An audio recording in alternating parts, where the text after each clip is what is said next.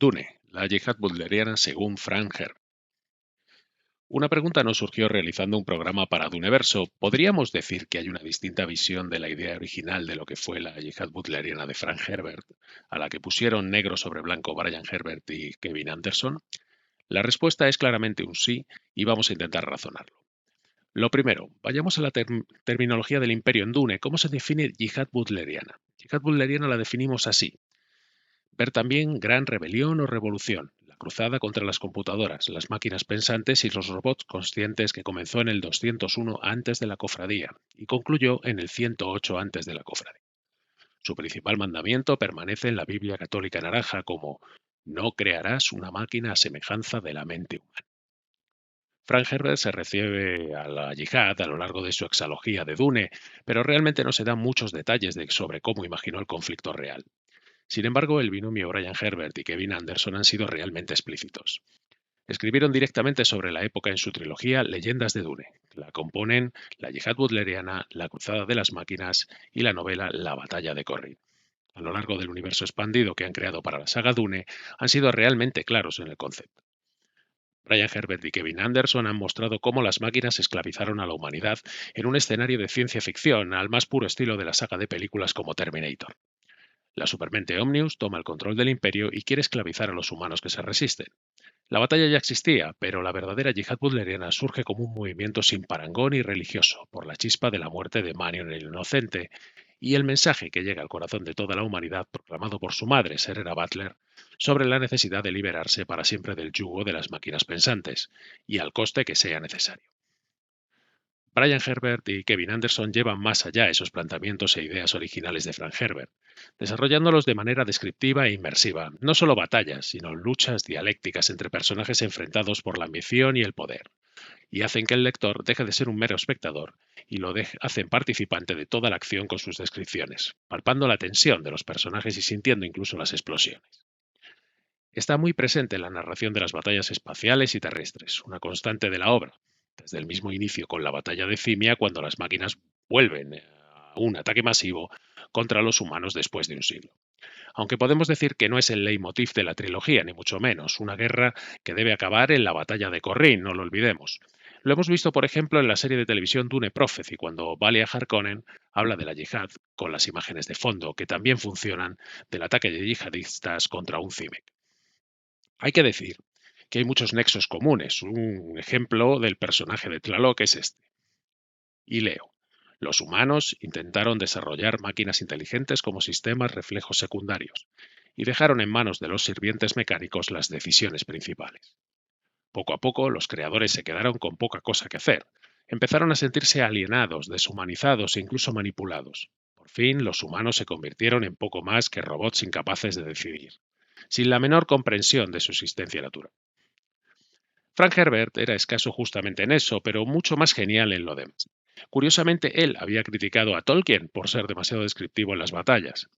Es irónico que Brian Herbert y Kevin Anderson lo acabasen haciendo, pero han sabido captar lo que muchos de los lectores querían y se lo han dado, como demuestra el éxito de ventas. Pero, llegados a este punto, ¿cómo imaginó Frank Herbert? Yihad butleriana? Vamos con unos textos que lo van a describir.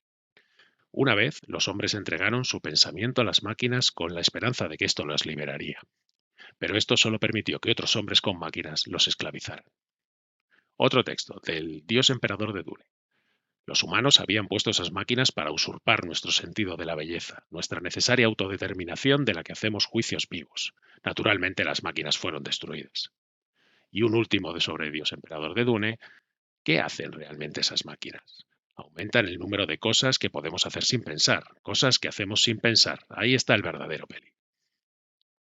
La yihad, como vemos, era un concepto más filosófico de una época, una convulsión social y religiosa iniciada por un grupo de humanos que se sentían repelidos por los guiados, controlados, dependientes, que se habían vuelto por las máquinas. Podríamos decir que estos humanos serían los 20 titanes originales seguidores de Tlaloc que reflejaron Brian Herbert y Kevin Anderson. Creo que esa idea es algo que estamos empezando a apreciar en nuestros días y solo empezando con las inteligencias artificiales. Otra teoría tiene un trasfondo político.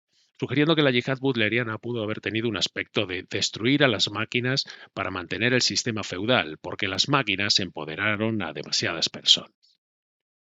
El sistema feudal planetario estaba en peligro por una gran clase técnica, o sea, cambiar aristócratas por tecnócratas. La yihad sería el amortiguador de los excesos tecnológicos de los ixianos o los Tleilasú, principalmente. Eso se acentuaría con la llegada del Imperio Atreides, manteniendo a la clase técnica vigilada y controlada, ya que esa era la mejor forma social para expandirse sobre las nuevas fronteras salvajes. Hablamos de la dispersión. La tecnología produciría humanos más estúpidos, sí, y los Atreides querrían canalizar el conocimiento que se necesitaría así en el futuro. Leo. Son los sistemas en sí mismos los que considero peligrosos. Sistemático es una palabra mortal. Los sistemas se originan como creadores humanos, con personas que los emplean. Los sistemas toman el control y siguen avanzando. Son como una marea que arrastra todo a su paso. Esta es una cita de Frank Herbert. Y es que el concepto de Frank Herbert, la idea de la gran revuelta, llega a obligar a las mentes humanas a desarrollarse.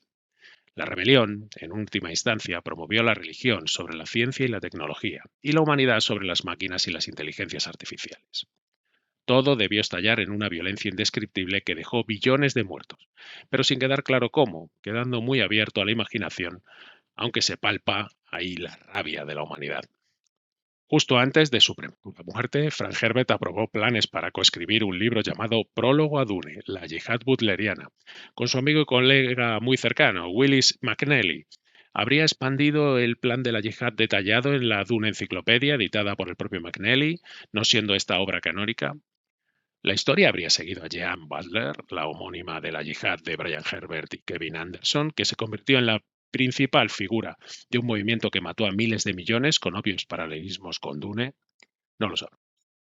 Hay que decir también que la Dune Enciclopedia se contradice a sí misma en cuanto a la figura de Jehan Butler, y también con la historia y personajes de la propia yihad, por ejemplo, en cuanto a la batalla de Corrin, aunque sigue siendo una genialidad en la que nos hubiera encantado participar a cualquier buen Dune fan.